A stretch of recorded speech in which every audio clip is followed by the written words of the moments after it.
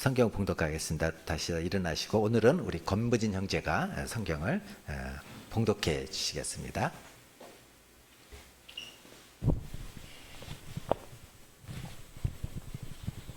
다 같이 읽어주시면 감사하겠습니다.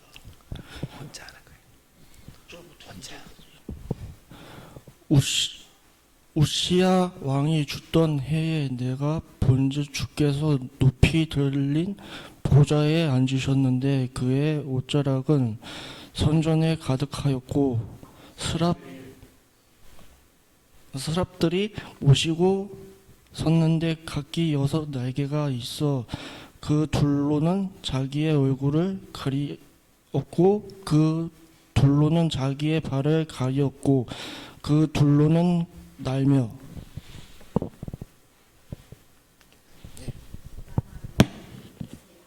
계속해서.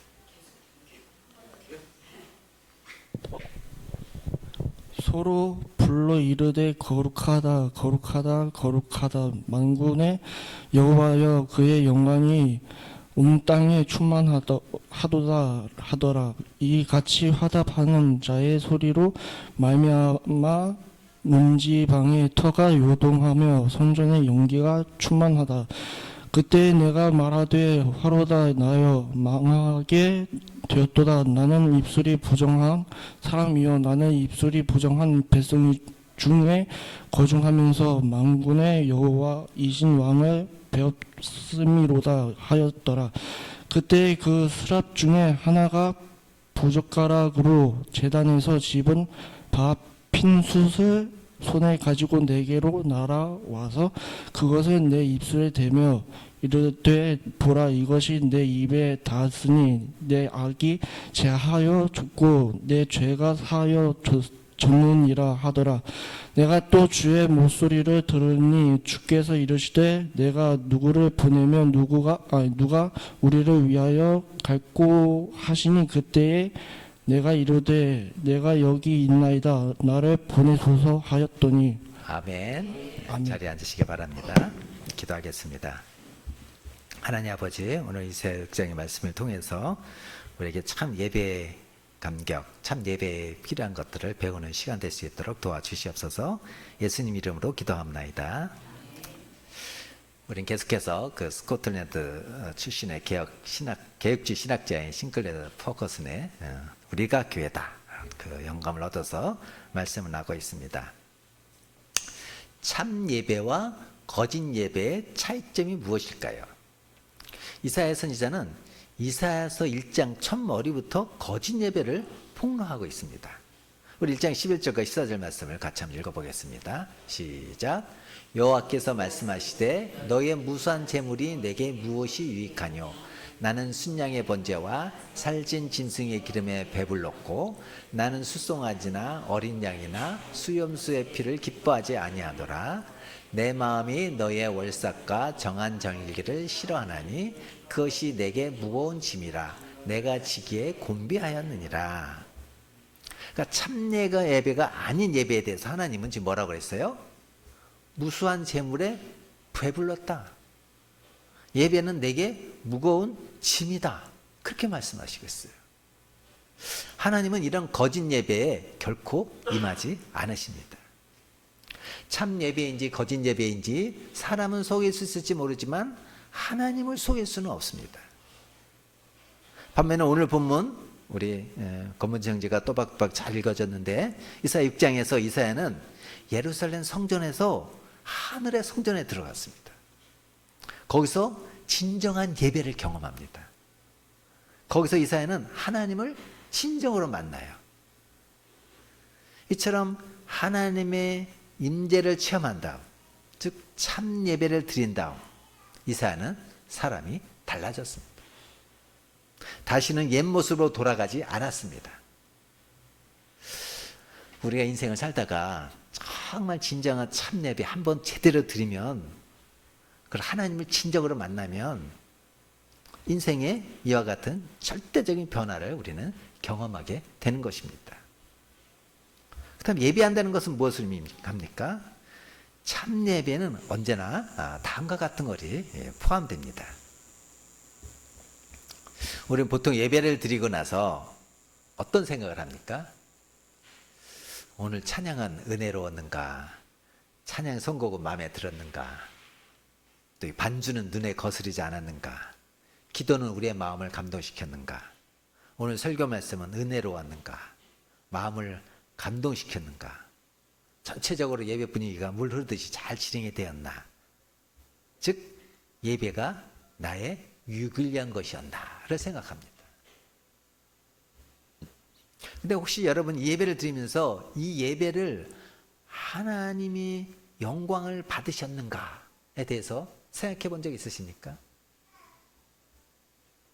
그건 멋진 설교를 하고 멋진 기도를 하고 멋있는 찬양을 한 것이 하나님이 받으시는 영광스러운 예배가 되는 것이 아닙니다. 인간의 제일 되는 목적이 뭐라고 그랬습니까? 하나님을 영화롭게 하고 그분을 영원히 즐거워하는 것이라고 우리 다 알고 있잖아요. 그래서 사실 여러분은 하나님을 만나고 하나님의 영광을 돌리기 위해 예배를 참석하지 않을 수 있습니다. 즉 예배에 감명받지 못했을 수도 있습니다. 그러나 하나님은 이 예배 가운데 압도하십니다. 우주의 통치자십니다. 그분은 역사의 주님이시고 죄인들의 구주십니다. 성전에서 이사야는 이 모든 영광 가운데 계신 하나님의 환상을 봤어요. 1절입니다. 같이 보겠습니다. 시작. 우시야 왕이 죽던 해에 내가 본즉 주께서 높이 들린 보좌에 앉으셨는데 그의 옷자락은 성전에 가득하였고, 이사야는 그 장소가 하나님의 임재로 가득 차 있음을 느꼈습니다. 성전 자체가 겉으로 보이는 것보다 안이 더 커 보였습니다. 하나님이 자신의 임재를 한 곳에 집중시키고 계시듯이 우주의 무한하신 하나님에 대한 압도적인 감각이 느껴졌던 거예요. 하나님의 성전을 가득 채우셨지만 그것이 하나님을 가둬둘 수는 없었습니다. 이사야는 하나님에 대한 이런 느낌이 너무 컸기 때문에 하나님의 옷자락이 성전에 흘러내리는 것을 느낄 수 있을 정도였어요. 그 옷자락이 점점 더 공간에 가득 찬 것 같아서 이사야는 스스로 왜소함을 느끼고 거의 질식할 것 같았습니다. 하나님의 임재가 주는 압박감이 이제는 이사야를 향해 다가오며 그를 거의 집어삼킬 것만 같았습니다. 사람들은 부흥회 때 이런 경험을 합니다. 그러나 그때만이 아닙니다. 지금도 하나님은 교회에 그렇게 임하십니다. 우리가 예배 때 이런 하나님의 영광을 맛보는 예배를 매주 드린다면 얼마나 좋겠습니까? 이사야는 또 이 광경을 보면서 하나님의 주권을 경험합니다. 우리 1절 말씀 다시 한번 또 보겠습니다. 시작. 우시야 왕이 죽던 해에 내가 본즉 주께서 높이 들린 보좌에 앉으셨는데 그의 옷자락은 성전에 가득하였고, 이사야는 높이 들린 보좌에 앉으신 그 하나님을 보았습니다. 교회는 민주주의 국가가 아닙니다. 교회는 하나님의 왕국의 나라예요.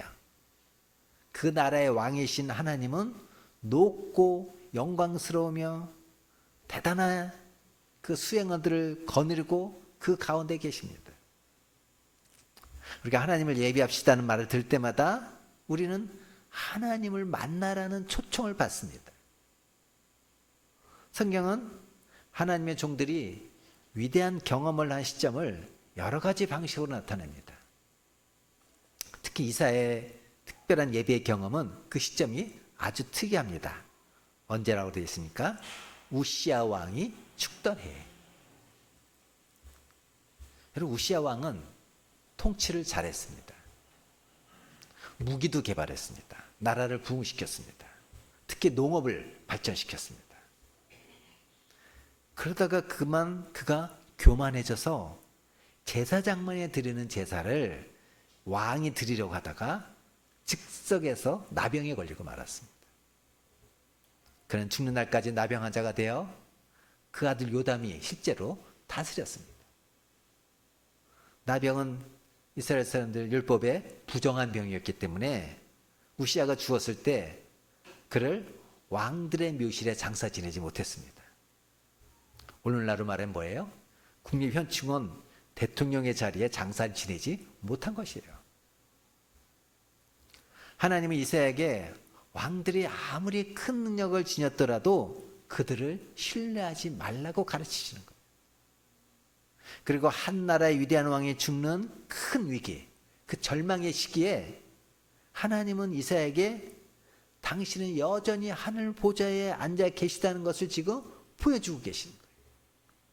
하나님 그 보좌를 절대로 비우지 않으십니다. 이것이 예배의 중심에 자리 잡아야 됩니다. 이런 예배를 통해서 우리는 우리의 삶을 다시 돌아보게 합니다. 우린 누구도 사물을 명확하게 판단하지 못합니다. 끊임없이 현실을 잘못 해석합니다. 우리는 하나님의 빛 안에서만 빛을 볼 수가 있습니다. 우리가 하나님의 임재 가운데 나아가 여호와의 경이로운 보좌 앞에 엎드릴 때 우리는 비로소 마음의 안식과 평안을 회복하게 됩니다. 우리가 누구든지 우리 삶에 어떤 일이 일어나고 있든지 하나님이 통치하십니다. 하나님을 만나는 것은 하늘의 중심에 있는, 참으로 우주의 중심에 있는 보좌에 앉으신 분에게 우리가 다시 초점을 맞추는 거예요. 2절 3절을 보겠습니다. 시작. 스랍들이 모시고 섰는데 각기 6날개가 있어 그 둘로는 자기의 얼굴을 가리었고 그 둘로는 자기의 발을 가리었고 그 둘로는 날며 서로 불러 이르되 거룩하다 거룩하다 거룩하다 만군의 여호와여 그의 영광이 온 땅에 충만하도다 하더라. 여호와 하나님이 위에 지금 스랍들이 날고 있어요. 그렇죠? 이 스랍들은 끊임없이 서로 말을 주고받으면서 이렇게 말합니다. 거룩하다 거룩하다 거룩하다 만군의 여호와여 그의 영광이 온 땅에 충만하도다. 구약에서 스랍이 나오는 것은 이 본문이 유일합니다. 신구약 합쳐서 다. 또 거룩하다가 3번 반복되어 난 것도 구약에서 유일합니다. 신약에서는 계시록에 한 것도 나옵니다. 이 히브리어는요, 어떤 그 문법은 그 강조를 위해서 단어를 반복해서 사용해요. 예를 들면 하나님께서 아담에게 선악과를 먹지 말라고 하시면서 뭐라고 그랬어요? 내가 먹는 날에는 반드시 죽으리라 그랬죠? 근데 이걸 문자적으로 해석하면 뭔지 알아요? 내가 죽고 죽으리라 반복하고 있는 거예요. 강조하는 거죠. 예수님도 강조를 위해서 뭐라고 했어요? 진실로 진실로 너에게 이른다. 그 말씀은 뭐예요? 내 말은 다 참되다. 너희가 특별히 주의를 기울여야 되는 말씀이다. 그렇게 말씀하시는 거죠. 근데 이 3절은 구약에서 강조하는 그 반복 문구 자체가 반복되는 유일한 곳입니다. 하나님의 거룩하심을 뭐예요? 매우 강조해서 강렬하게 지금 나타내고 있는 표현이에요. 우리는 스랍들이 하나님의 거룩하심을 선포하고 찬양하는 것뿐만 아니라 스랍들의 모습에서도 하나님의 거룩하심을 볼 수 있습니다. 스랍들의 날개가 몇 개 있다고 그랬죠? 6 있다고 그랬어요. 2 날개는 날고 2 날개는 발을 가리고 있고 또 남은 2 날개는 뭘 하고 있다고 그랬어요? 얼굴을 가리고 있다고 그랬어요. 왜요? 하나님의 거룩하신 임재 가운데 있기 때문이에요. 하나님의 찬란한 영광으로 인해서 감히 하나님의 얼굴을 바로 볼 수 없기 때문인 거예요. 비록 스랍들이 역시 거룩하고 절대 죄를 지은 적이 없다 할지라도 피조물입니다. 피조물인 스랍은 창조주 하나님의 거룩하심을 직접 눈으로 보지 못합니다. 천상의 스랍들을 포함한 우리 인간 모든 피조물이 다 그렇습니다. 스랍들이 거룩하다 거룩하다 거룩하다 3번 반복하는 것은 단순한 반복이 아닙니다. 즉 그들이 하나님을 찬양하며 그분의 거룩하심을 깊이 생각할 때마다 그들의 날개 사이로 하나님의 영광을 보면서 그 말의 한마디 한마디의 의미를 늘 새롭게 인식한다는 거예요. 따라서 우리는 거룩하다 거룩하다 3번 반복한 것은 단순히 거룩하다는 단어를 3번 반복한 게 아니라 다음과 같이 읽을 수 있을 것입니다. 주님은 거룩하시다. 오, 주님의 거룩하심이 얼마나 놀라운지. 주님은 참으로 거룩하시도다.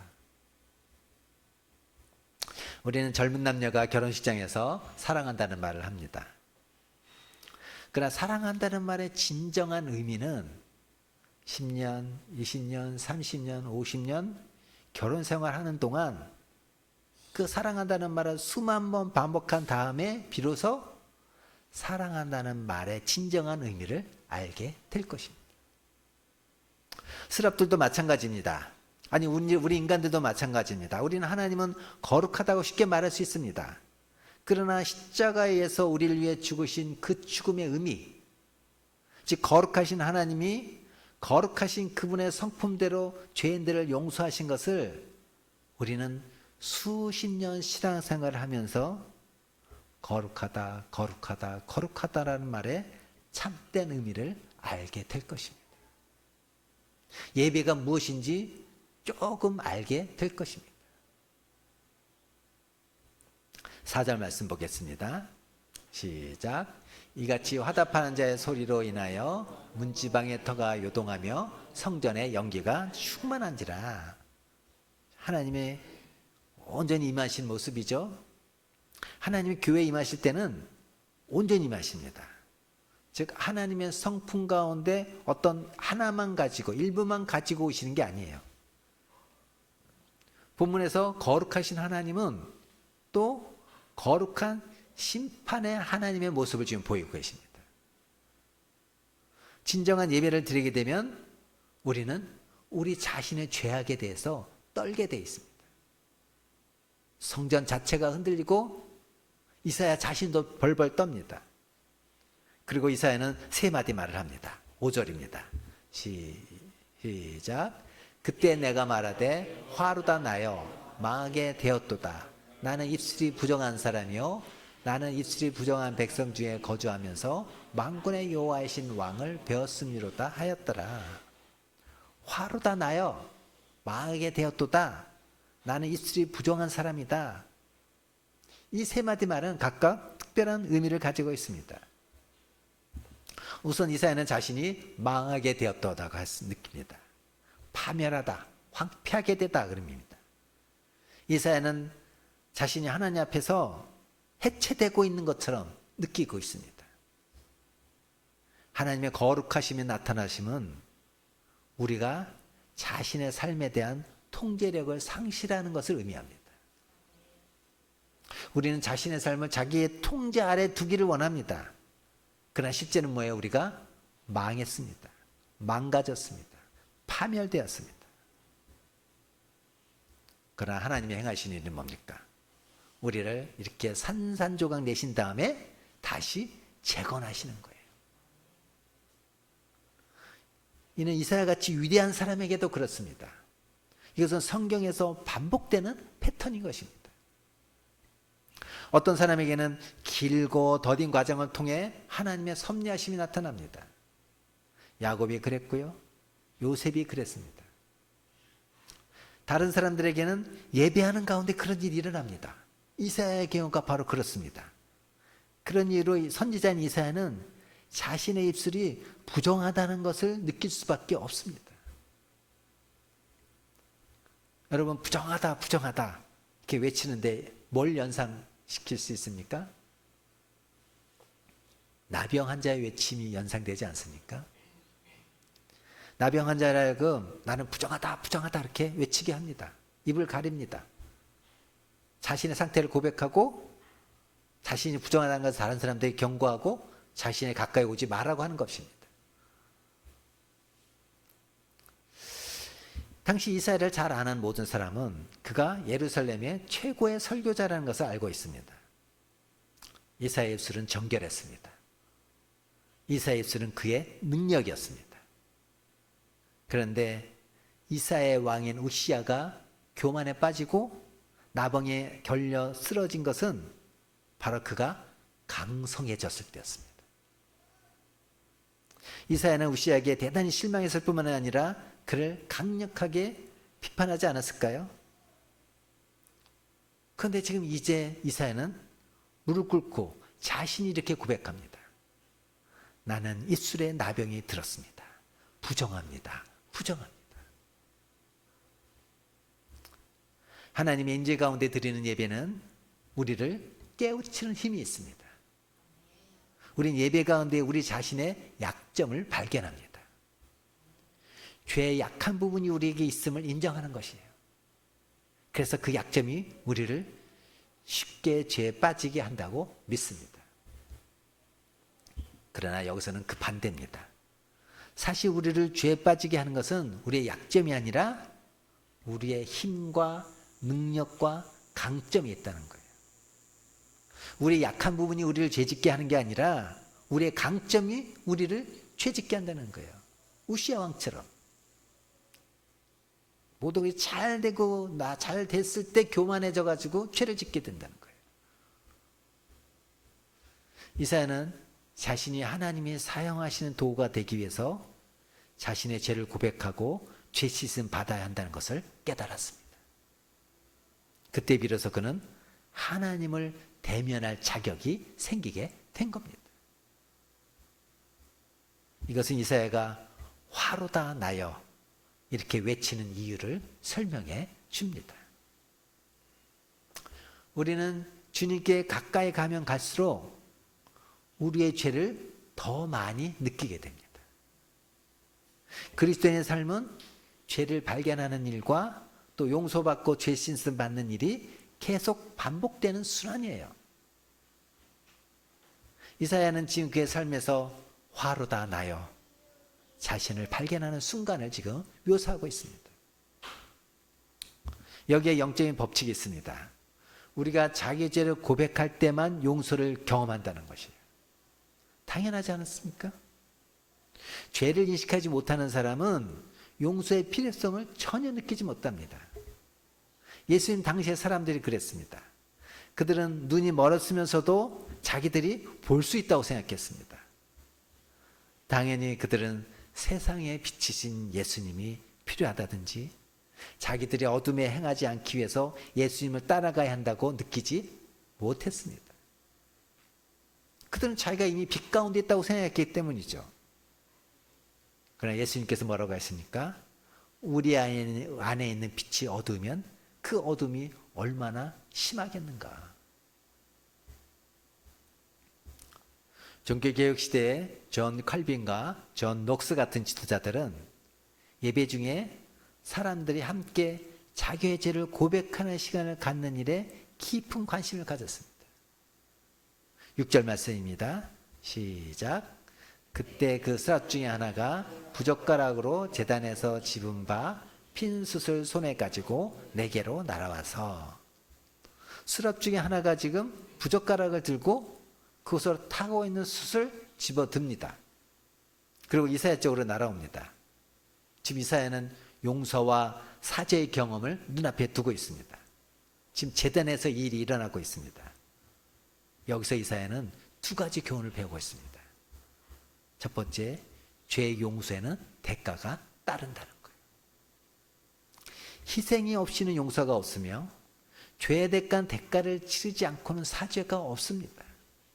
그래서 히브리서 기자는 뭐라고 했습니까? 피 흘림이 없은즉 사함이 없느니라. 제단에서 일어난 일은 예수님이 십자가에서 행하실 일을 나타내는 것입니다. 그런데 우리가 놓치지 말아야 될 두 번째 교훈이 있습니다. 두 번째는 죄를 용서받는데 고통스럽지만 기쁨이 따른다는 거예요. 스랍이 부젓가락으로 제단 불에서 숯을 집어들죠. 그런 다음에 그 숯을 자기 손에 옮깁니다. 스랍은 날개뿐만 아니라 손도 가지고 있는 것으로 보이죠. 또한 스랍의 손은 사람이 참을 수 있는 수준 이상으로 열을 견딜 수 있는 것 같습니다. 근데 이제 그 다음에 어떤 일이 일어납니까? 스랍은 타는 숯을 이사야의 입술과 입에 갖다 댑니다. 7절 봅니다. 시작. 그것을 내 입술에 대며 이르되 보라 이것이 내 입에 닿았으니 내 악이 제하여졌고 내 죄가 사하여졌느니라 하더라. 여러분 이 장면을 한번 상상력을 발휘해서 그려보십시오. 이사야는 지금 고통이 극심했을 것입니다. 거의 참기 어려운 장면입니다. 숯불이 지금 자기 입술을 대고 있지 않았습니까? 아마 주먹을 콱 움켜쥐면서 온몸이 굳어지고 눈을 감고 비명을 듣지 않고 귀를 막는 자신을 발견하게 될 것입니다.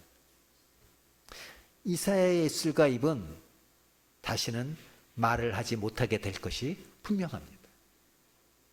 분해된 이사야의 입술과 입은 절대로 이제 다시 하나님을 대변할 예언자가 될 수가 없을 것입니다. 그런데 모릅니까? 그렇지 않습니다. 스랍이 이렇게 말합니다. 보라 이것이 내 입에 닿았으니 내 악이 제하여졌고 내 죄가 사하여졌느니라. 복된 아픔입니다. 고통스러운 기쁨입니다. 은혜에 된 혀는 찬양의 절정에 다다릅니다. 이전에는 죄가 다스리던 곳을 이제는 은혜가 다스립니다. 어떤 사람들에게는 죄를 용서받는 일이 가장 고통스럽고 끔찍하기까지 한 삶의 경험임이 틀림없습니다. 당신이 죄인임을 깨닫는 일, 그리고 당신의 죄가 자신의 강점에 뒤엉켜 있다는 것을 발견하는 일, 즉 삶의 부분에서 죄가 당신을 사로잡고 있고 눈을 멀게 하고 정죄하고 있다는 것을 발견하는 것은 개인적인 파멸을 낳습니다. 나는 망하게 되었도다. 이 이사야의 외침은 맞는 말입니다. 우리가 유익하게 여기던 모든 것이 이제는 정말 찌꺼기처럼 타버리고 해로운 것으로 여겨져야 합니다. 하지만 이것이 우리를 우리 구주에게로 이끌어 간다면 그는 정말 영광스러운 손실이 되는 것입니다. 이것이 예배입니다. 이런 예배의 순서는 우리 교회 패턴과 놀랄 만큼 비슷합니다. 비슷해야만 합니다. 왜냐하면 우리를 하나님의 인재 가운데 이끌고 가고 있고 이어서 우리의 죄를 드러냄으로써 우리를 하나님의 은혜와 사죄에 이끌어가는 예배의식은 우리가 비로소 이제 말씀을 들을 준비를 시키는 거가 되는 것입니다.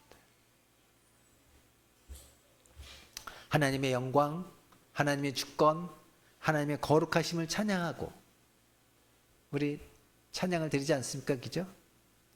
우리의 죄를 고백하고 용서를 맛본 다음에 우리 대표 기자들을 통해서 우리의 죄를 대신 고백하고 용서를 구하지 않습니까? 그 다음에 설교가 나오는 거예요. 이제 비로소 하나님이 말씀하시는 거예요. 8절입니다. 시작. 내가 누구를 주의 목소리를 들으니 주께서 이르시되 내가 누구를 보내며 누가 우리를 위하여 갈고 하시니 그때 내가 이르되 내가 여기 있나이다 나를 보내소서 하였더니 내가 누구를 보내며 누가 우리를 위하여 갈고 여기서 이사야의 이름을 거명하지 않죠? 아마 하나님은 지금 전체 회중에게 말씀하고 계시는 것 같습니다. 설교 요점은 뭡니까? 세상에서 하나님의 이름으로 하나님을 섬기기 위해 갈 사람을 지금 하나님이 부르고 계시다는 거예요. 그때 이사야가 소리칩니다. 주여 여기를 보십시오. 내가 여기 있습니다. 나를 보내셔서 내가 주를 위해 가겠나이다. 만약 이사야가 예배 도중에 이렇게 막 외친다면 우리는 전혀 놀라지 않을 것입니다.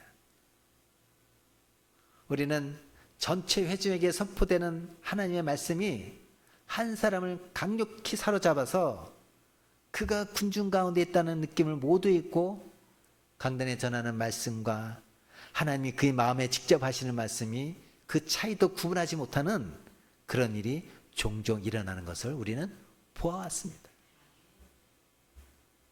그래서 그들은 자기 가장 깊은 생각을 큰 소리로 말하는 것입니다.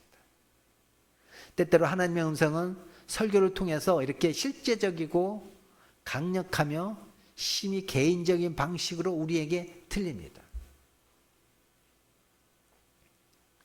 나는 마치 내가 유일한 참석자인 양 하나님의 내게 말씀하고 계심을 느낍니다.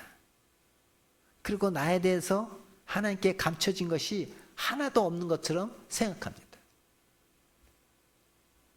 그래서 가끔 설교자가 오해받습니다.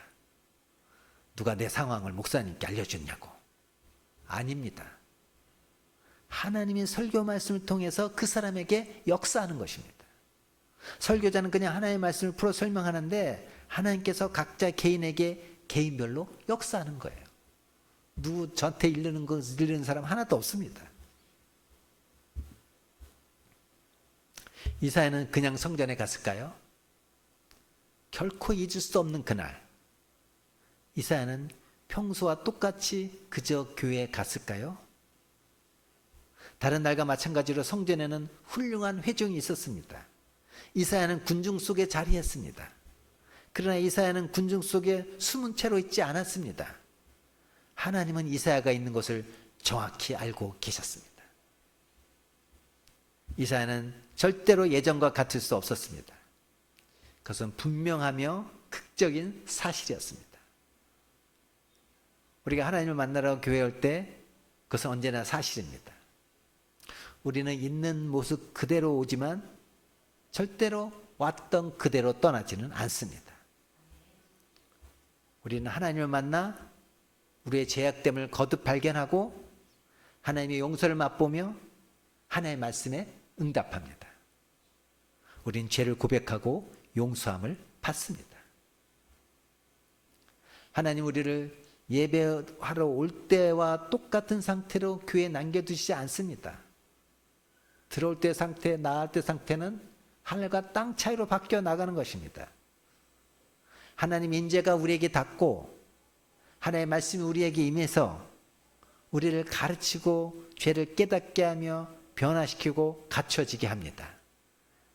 그러면 우리는 겸손해지고 용서받고 새로워져서 교회 문을 떠나게 되는 것입니다. 그때 우리는 반대로 우리의 마음이 생각이 완고해져서 떠날 수가 있습니다. 따뜻한 태양이 성장을 낳지만 또한 땅을 굳어지게 하고 있고 우리의 마음도 하나님의 말씀으로 변화되거나 또 굳어질 수 있습니다. 똑같은 하나님의 말씀을 듣는데 어떤 사람은 죄를 지적하는 말씀에 나는 부정한 자입니다. 내 죄를 용서하여 주옵소서 하며 무릎 꿇고 나아가 죄의 용서를 경험하는 사람이 있는가 하면 똑같은 하나님의 말씀에 죄를 인정하지 않고 죄의 용서를 경험하지 않으며 마음이 완고해진 사람이 있습니다. 그것이 바로 이사야가 자기 시대 사람들에게 선포하도록 명령받은 메시지였어요. 그리고 또한 예수님의 메시지였습니다. 이사야 주변에 다른 사람이 있었을까요? 그들은 높이 들리신 주님을 보고 스라들이 하나님의 거룩하심을 찬양하는 소리를 들으며 자기들의 죄를 깨닫고 용서를 경험하며 설교에서 도전과 지침을 발견하고 새롭게 되어 떠났을까요? 틀림없이 이사야 주변에 있던 다른 사람들은 아무것도 보지 못하고 아무것도 느끼지 못하고 아무것도 듣지 못했습니다. 그들은 오늘은 내게 아무 일도 없었어 생각하며 떠났습니다. 같은 시간, 같은 장소에서 같은 설교를 들어도 은혜를 받는 사람 따로 있고 은혜 못 받는 사람 따로 있습니다. 많은 사람들이 교회에 오지만 참 예배를 드리지 못하는 사람 따로 있습니다. 사도 요한이 주일날 성령에 감동되어 예수님을 만나서 마지막 날에 이루어질 환상을 보았던 곳이 반모섬입니다. 거기서 사도 요한은 요한계시록을 쓰지 않습니까? 근데 이 반모섬은 볼거리가 하나도 없는 아주 황막한 곳입니다. 관광지도 아닙니다. 그러나 그곳에서 요한은 하늘의 예배를 경험합니다. 오늘날도 예배하러 가서 주일날 성령에 감동되어 하나님의 백성 가운데 주님의 영광을 느끼는 일은 오늘도 가능합니다. 또 그저 교회 가서 아무것도 느끼지 못하는 일도 가능합니다. 우리가 영과 진리로 예배하려면 우리에게 성령님이 절대로 필요합니다. 감사하게도 우리가 예배를 회복하기에는 너무 늦지 않았습니다. 예배 때마다 이사야가 만났던 그 예배 경험, 그 하늘의 예배를 경험하는 저와 여러분 되기를 간절히 축원합니다. 주신 말씀 기억하면서 찬송가 540장